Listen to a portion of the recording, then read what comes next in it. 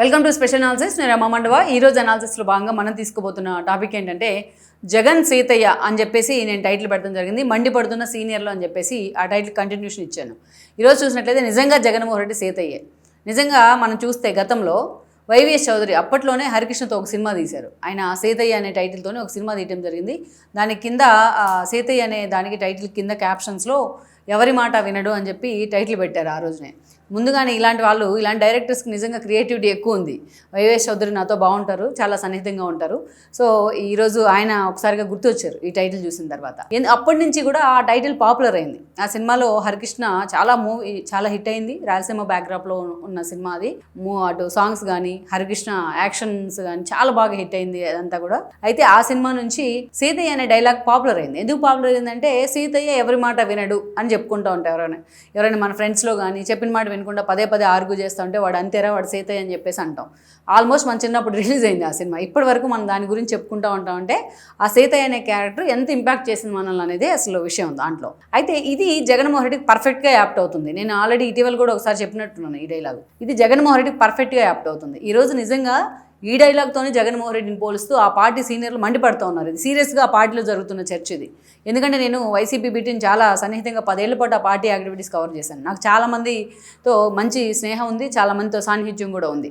అలాంటిది ఈరోజు చూస్తే జగన్మోహన్ రెడ్డి నిర్ణయాలకు సంబంధించి పార్టీ నేతలు తలలు పట్టుకుంటూ ఉన్నారు చాలామంది. ఎస్పెషల్లీ అమరావతి ఇష్యూలో ఎప్పుడైతే అమరావతికి సంబంధించి గెజెట్ నోటిఫికేషన్ ఇచ్చేందుకు కేంద్రం సుముఖత వ్యక్తం చేసింది, అంతేకాదు central cabinet secretary note file prepare చేయండి, దాని తీర్మానం ప్రవేశపెట్టండి అసెంబ్లీలో అని చెప్పేసి అటు ఏపీ ప్రభుత్వానికి సూచన చేయడం కానీ, ప్రభుత్వం కూడా ఈ సందర్భంలోనే ఒకరోజు అసెంబ్లీ సమావేశాలు పెట్టుకుంది. 28వ తేదీన అది కూడా సమావేశాలు నిర్వహించి అసెంబ్లీ మీద తీర్మానం చేస్తామని నిర్ణయించారు. ముందుగా ఆల్రెడీ తీర్మానం చేయడం కూడా అయిపోయింది. కేంద్రానికి కూడా ఆ ఫైల్ పంపడం జరిగింది, ఆ తీర్మానాన్ని. అది రేపు ఏదైతే క్యాబినెట్ మీటింగ్లో, సెంట్రల్ క్యాబినెట్ మీటింగ్లో అది ఆ నోట్ పెడతారు. పెట్టిన తర్వాత ఆ తీర్మానానికి ఏమన్నా ఇంకా యాడ్ చేయాల్సిన అంశాలు ఉంటే యాడ్ చేసిన తర్వాత పూర్తి స్థాయిలో దాన్ని 2 సభల్లో ప్రవేశపెడితే 2 సభలు ఆమోదించిన తర్వాత రాష్ట్రపతికి వెళ్తుంది. రాష్ట్రపతి దగ్గర నుంచి గెజెట్ నోటిఫికేషన్ పూర్తి స్థాయిలో వీలైనంత త్వరగా వచ్చే అవకాశం ఉంటుంది. April 1st or 2nd ఈ 2 రోజుల్లో పార్లమెంట్లో ఈ బిల్లు పెట్టే అవకాశం ఉంటుంది. ఇది క్లియర్. సో అంటే అమరావతిని ఎవరూ కదల్చకుండా, గతంలో లాగా జగన్మోహన్ రెడ్డి లాగా తొగ్గులకు నిర్ణయాలు, 3 రాజధానులు అనే నిర్ణయాలు తీసుకోకుండా అమరావతి ఎప్పటికీ అంతే స్థిరంగా, ఏపీకి ఏకైక రాజధాని అమరావతి అన్న విధంగా దాన్ని ఎవరు టచ్ చేయలేని తీరులో ఈ రోజున దానికి చట్టబద్ధత కల్పించే ప్రయత్నం అటు చంద్రబాబు నాయుడు ఇనిషియేటివ్ తీసుకోవడం, రాష్ట్ర ప్రభుత్వం, కేంద్ర ప్రభుత్వం కూడా దాన్ని ఎండార్స్ చేయడం ఈరోజు. ఎందుకంటే కూటమిలో భాగస్వామ్యం అయి ఉంది కాబట్టి. సో అది ఒక కాంక్రెంట్గా ఒక నిర్ణయం అమరావతికి సంబంధించి.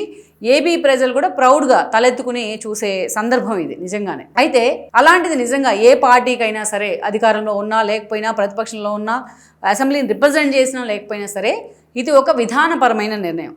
చిన్న నిర్ణయాలు ఉంటాయి. ఫర్ ఎగ్జాంపుల్ మనం ఏదైతే జగన్మోహన్ రెడ్డికి సంబంధించి ఇదిగో ప్రతిపక్ష నేతలకి ఇక్కడ మేము కార్యాలయం కట్టబోతున్నాం, వాళ్ళందరికీ క్వార్టర్స్ ఇవ్వబోతున్నాం అని చంద్రబాబు నాయుడు నిర్ణయం తీసుకున్నారు అనుకోండి. దాన్ని జగన్మోహన్ రెడ్డి మాకు ఇక్కడ వద్దు, అమరావతిలో వద్దు, ఆ పక్కనే ఉన్న మంగళగిరిలోనో లేకపోతే ఆ పక్కనే ఉన్న ఇంకెక్కడన్నా కొంచెం అవతలకి ఒంగోలులోనో ప్రకాశంలోనో పెట్టండి అని చెప్పడం, అది చిన్న ఇవి సలహా ఇవ్వడమో, దాన్ని అమెండ్ చేసుకోమని రిక్వెస్ట్ చేయడం, అది వేరే సంగతి. కానీ అమరావతి అనేది ఒక విధానపరమైన నిర్ణయం. ఏ పార్టీకైనా సరే కొన్ని కీలక నిర్ణయాలు ఉంటాయి. అది ప్రభుత్వం వైపు నుంచి తీసుకున్నా, అది ప్రభుత్వం వైపు నుంచి వాళ్ళు ఎండార్స్ చేసిన ఒక నిర్ణయాన్ని ప్రకటన చేసినా దాంట్లో సే ఎస్ ఆర్ నో అని చెప్పాల్సి ఉంటుందన్నమాట. కనీసం చెప్పలేనప్పుడు మౌనంగా ఉండాల్సిన సందర్భం అయినా ఉంటుంది. కానీ జగన్మోహన్ రెడ్డి దీన్ని ఏది ఫాలో అవడు. అసలు అతను ఒక ముఖ్యమంత్రిగా 5 ఏళ్ల పాటు ఎలా ఉన్నారు, ఒక ప్రతిపక్ష నేతగా ఇన్ని సంవత్సరాలు ఎలా కొనసాగారు అనేది చాలామందికి డౌట్ వస్తున్న సందర్భం. ఎందుకంటే రాజధాని అనేది ఒక సెంటిమెంట్ ఏ రాష్ట్రానికైనా సరే.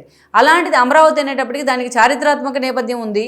అందుకని దానికి ఇంకా ప్రాశస్త్యం ఉంది కాబట్టి అమరావతి అనే పేరుకి ఇంకా సెంటిమెంట్ ఏపీ ప్రజలకు. దట్టు జగన్మోహన్ రెడ్డి విధ్వంసంలో నలిగిపోయి ఈరోజు తలెత్తుకునే ప్రయత్నం చేస్తుంది కాబట్టి పునర్నిర్మాణం పేరుతో ఇంకా ఎక్కువ సెంటిమెంట్. సో అలాంటి నిర్ణయంలో, అలాంటి ఒక కీలక నిర్ణయంలో జగన్మోహన్ రెడ్డి ఏ నిర్ణయం తీసుకోలేకపోవడం నిజంగా శోచనీయం. అది ఏ నిర్ణయం తీసుకోలేకపోవడం. ఎందుకంటే జగన్మోహన్ రెడ్డి ఇన్ని రోజులుగా పేరుకి పైకి అమరావతికి తన మద్దతుని తాను ప్రతిపక్షంలో ఉన్నప్పుడు చంద్రబాబు నాయుడు స్టార్టింగ్ నిర్ణయం తీసుకున్నప్పుడు ప్రకటన చేసినా నోటితోనవి నొసలతో వెక్కిరించిన విధంగా చేశాడు ఆయన ఈ అమరావతి నిర్ణయాన్ని.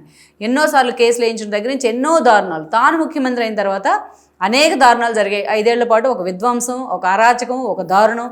ఈ పదాలు చాలా చిన్నవి. జగన్మోహన్ రెడ్డి అమరావతిని తొక్కేసే విషయంలో జరిగిన పరిణామాలు అన్నీ కూడా. ఈ రోజు కానీ జగన్మోహన్ రెడ్డి అమరావతి మీద ఒక నిర్ణయం తీసుకుని, సరే మొన్నటి ప్రతిపక్షంలోకి వచ్చిన తర్వాత కూడా జగన్మోహన్ రెడ్డి సొంత మీడియా ఛానల్లో ఒక జర్నలిస్ట్ అని చెప్పుకునే ఒక వెధవ కూర్చొని వేసల రాజధాని అంటాడు అమరావతిని. ఇంకొక పక్కనే ఇంకొక పెద్ద సీనియర్ జర్నలిస్ట్ కూర్చొని దాన్ని ఎండార్స్ చేస్తాడు, పళ్ళన్నీ క్లిస్తూ అవుతూ ఉంటాడు. అది మర్చిపోకముందే మరోసారి అమరావతిని రివర్ బెడ్ లో కడతా ఉన్నారు చంద్రబాబు నాయుడు అని జగన్మోహన్ రెడ్డి పేలుతా ఉంటాడు. మళ్ళీ సజ్జలు లాంటి వాళ్ళు మేమే కడతాం అమరావతి అంటారు. మరి జగన్మోహన్ రెడ్డి రివర్ బెడ్ లో ఉంది వద్దని చెప్తా ఉంటే సజ్జలు ఎలా కడతాడు అమరావతిని? అసలు సజ్జలకు ఉన్న స్థాయి ఏంటి ఆ పార్టీలో? అలా అమరావతి మీద ఒక 1000 సార్లు జగన్మోహన్ రెడ్డి మాట తప్పుంటాడు.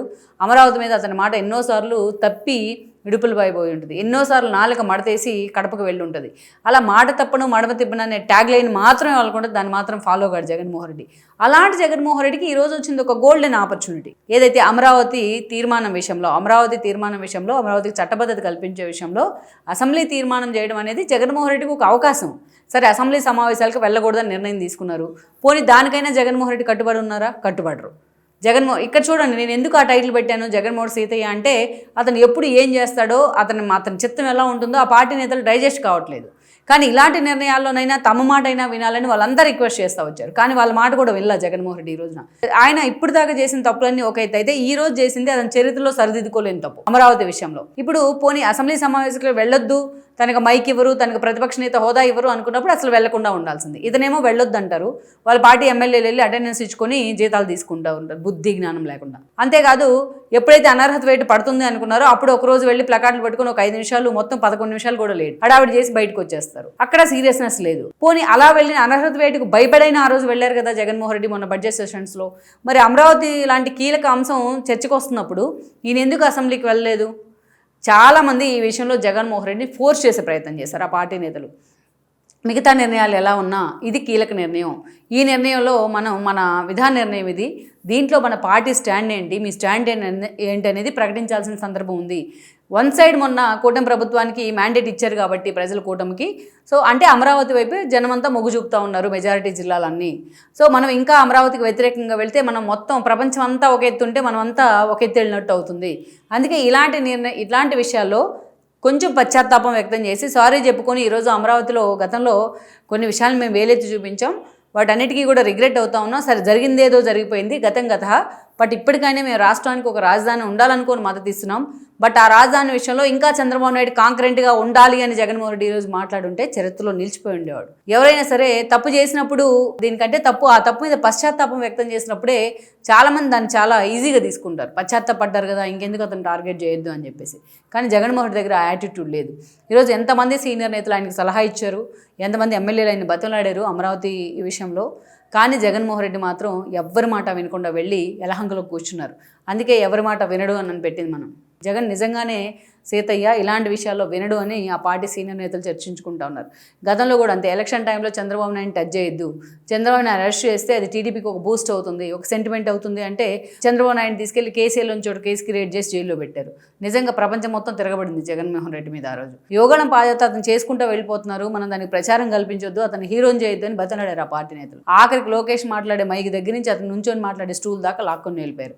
అతను నిజంగానే హీరోని చేశారు. పవన్ కళ్యాణ్ రెచ్చగొట్టదయా, ప్రతినిత్యం రెచ్చగొట్టి అతను టీడీపీ వైపు వెళ్లేలాగా చేయొద్దు అని ఎంతో మంది సలహా ఇచ్చారు, బాలినేని దగ్గర నుంచి చాలా మంది. కానీ ప్రతినిత్యం అతని పర్సనాలిటీ విషయాలు, అతని పెళ్లిళ్ళ విషయాలు, అతని వ్యక్తిగత విషయాలు, అతని పిల్లల విషయాలు మాట్లాడి అతన్ని పూర్తిగా వెక్స్ అయిపోయేలాగా చేసి అతన్ని టీడీపీ వైపు మళ్లించారు. అదే చరిత్రను మలుపు తిప్పింది, ఏపీ రాష్ట్ర రాజకీయాలను కూడా మలుపు తిప్పింది. పవన్ కళ్యాణ్ చంద్రబాబు నాయుడు జైల్లో ఉన్నప్పుడు అతన్ని కలిసిన తర్వాత టీడీపీతో శైల వాళ్ళని తీసుకున్న నిర్ణయమే జగన్మోహన్ రెడ్డి ఓటమికి పునాదిగా మారింది. బీజేపీ కూడా తర్వాత వచ్చి వాళ్ళతో కలిసింది. ఎన్నిసార్లు ఆ పార్టీ నేతలు ఎన్ని నిర్ణయాల్లో జగన్మోహన్ రెడ్డి విజ్ఞప్తి చేసినా బ్లంట్ గా ఆయన వెళ్లే ప్రయత్నం ఈ రోజు విజయసాయి దగ్గర నుంచి వేమిరెడ్డి దాకా అందరినీ దూరం చేసింది. సో జగన్మోహన్ రెడ్డి అందుకే ఎవరు చెప్పినా 100 మంది సలహాదారులు ఉన్నా దేవుడు వచ్చి చెప్పినా కూడా జగన్మోహన్ రెడ్డి వినడు. అందుకే ఈ రోజు అమరావతి లాంటి నిర్ణయాల్లో కూడా ఆయన సూపులో పడాల్సిన పరిస్థితి అయితే వచ్చింది. రేపటి నుంచి అటు ప్రత్యర్థి పార్టీలు కూడా ఈ విషయంలో చాలా సీరియస్ గా జగన్మోహన్ రెడ్డి టార్గెట్ కాబోతున్నారు. అందుకే నేను సీతయ్య అనే టైటిల్ పెట్టాను. ఈ టైటిల్ పర్ఫెక్ట్ గా జగన్మోహన్ రెడ్డికి యాప్ట్ అవుతుంది అని వాళ్ళ పార్టీ నేతలు చెప్తా ఉన్నారు. ఈ వీడియో మీకు నచ్చినట్లయితే